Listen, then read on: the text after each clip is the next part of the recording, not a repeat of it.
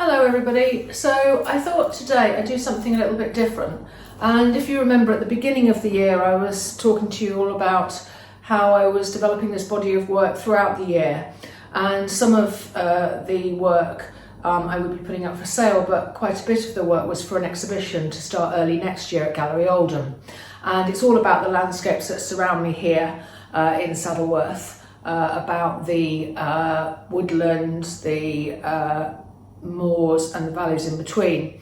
So initially I had a plan of doing work quarterly, and to an extent I'm still following that, although kind of certain things have kind of been juggled a little bit. So I started with winter moors and edgelands. Now the winter moors is kind of more or less completed, or thereabouts. Still work to do on them, but mostly it's small elements and they're kind of there or thereabouts.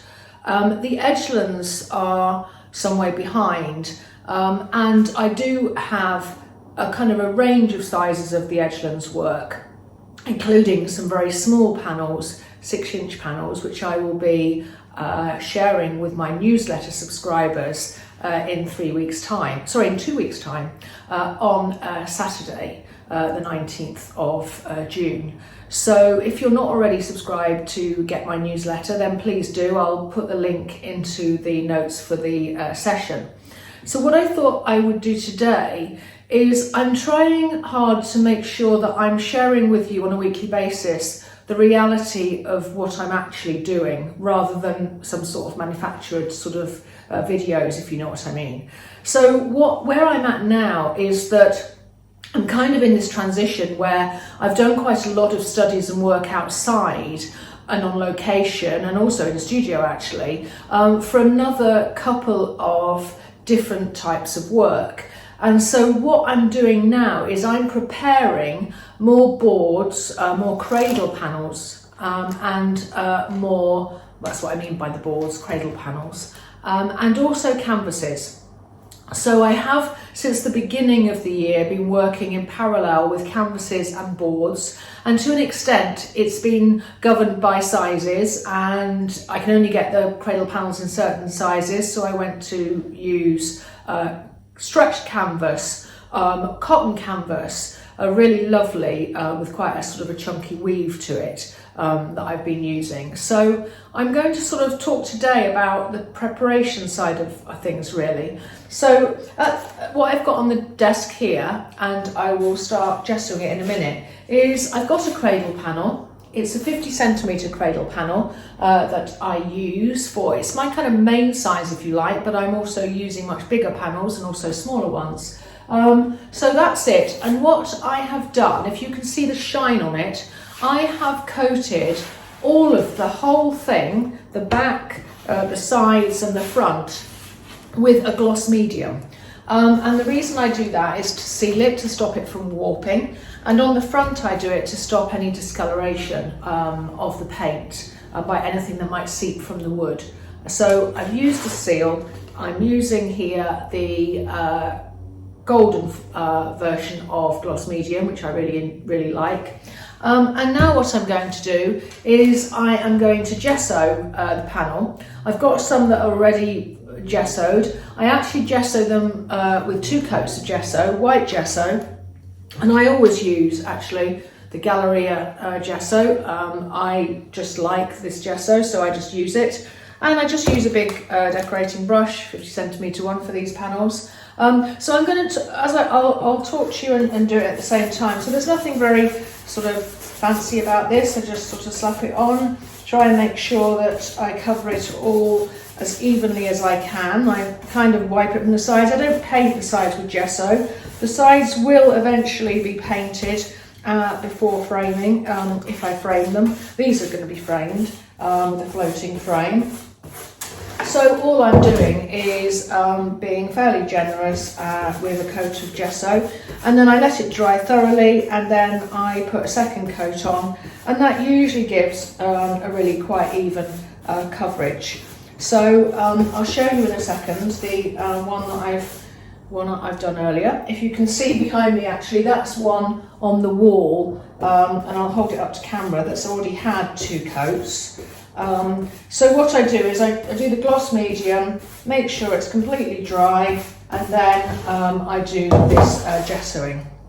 So in order to explain a little bit about the different works I'm doing, so these are square panels. The most of my work is being done on square, although I do have some either A1 panels or some longer canvases, which I'll show you in a second, once I've just finished this first coat.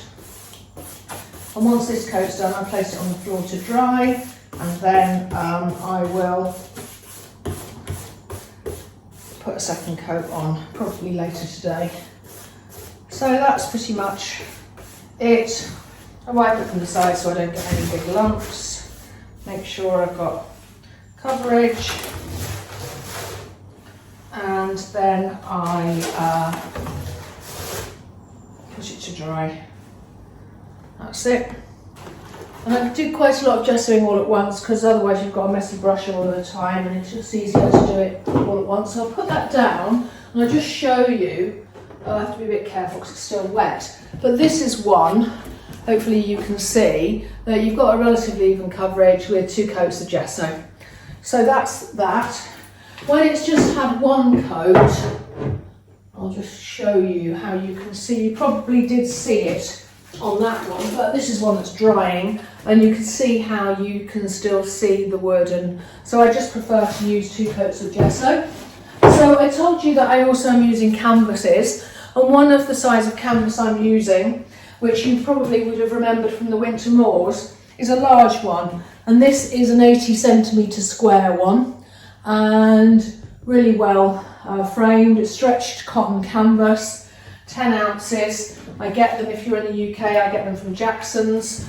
It says it's a traditional 320 GSM 10 ounce medium texture cotton canvas, primed, but I wear it over a sturdy pine frame, suitable for oil acrylic, thin washes and thick impasto marks. So that's what I use. And I then put the corner pieces, which come with it. I'll just show you again. Sorry, I didn't show you when I was before. Once they're double, I use a double gesso on these too. Once that's done, I then put the corner pieces in before I start painting. I just want to show you one more canvas. It's the same as the canvas that you can see on the easel, but you can only see the corner of it.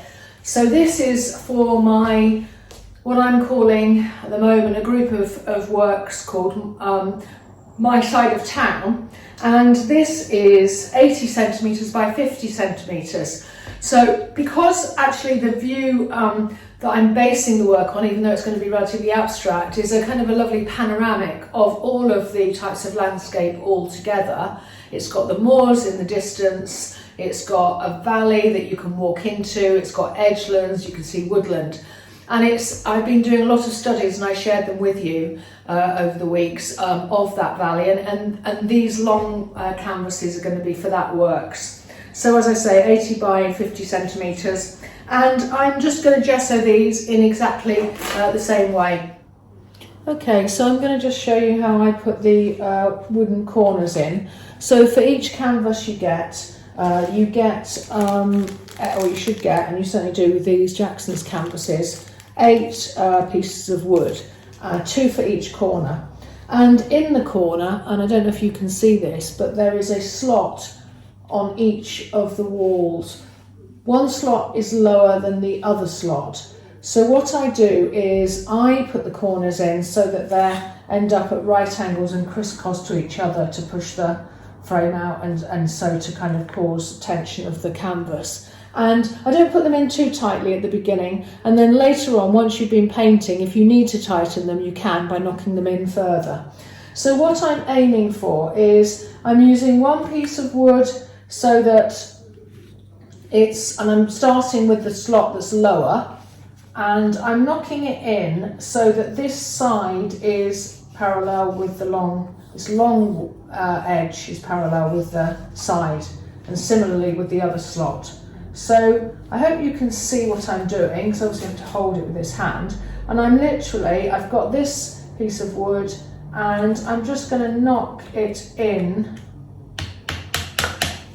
So hopefully you can see I'm knocking it in quite gently into that lower slot so that the pointy bit is kind of disappears in. And now similarly I'm going to do the same with that, but did you see there I turned it over, so I'm wanting the long side against the long side of the wall. So I'm holding that, so it's the long side against the wall, the point is going into the slot, and I'm just knocking it in.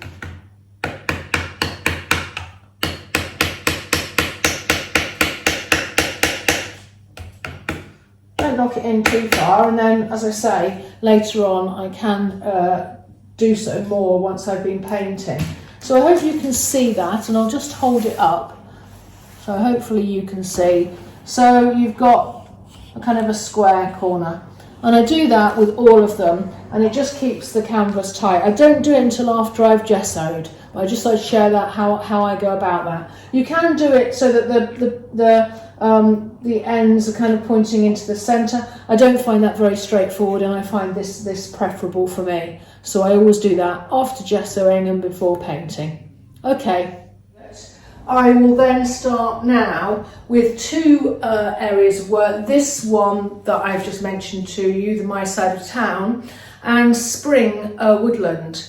I've done a lot of studies, in which some of which you've seen, the collage studies, as a basis for that works. And I will be doing some spring woodland works on the square panels that are the wooden ones, and then the larger big squares. So in the end, I'll end up, you know, sort of moving forward to those two types of work. But just to kind of remind you, as I mentioned, I'm still very much on with the edgelands work, and that is still very much ongoing. So I need to get these prepped so I can kind of start. I don't really want to be working on more than two types of work though, because it just gets quite confusing, because I have different colour palettes for the different works, obviously, and so therefore if I'm having, you know, more than two colour palettes going on at the same time, it just becomes too confusing really. So hopefully I'll end up just working on those two at the same time, and if I end up with three, then it's going to be, I'm going to have to manage that quite well. Okay, so I hope you find that interesting, and thanks very much for watching. Please do like and subscribe, and I'll catch you next time. Thanks a lot. Bye bye.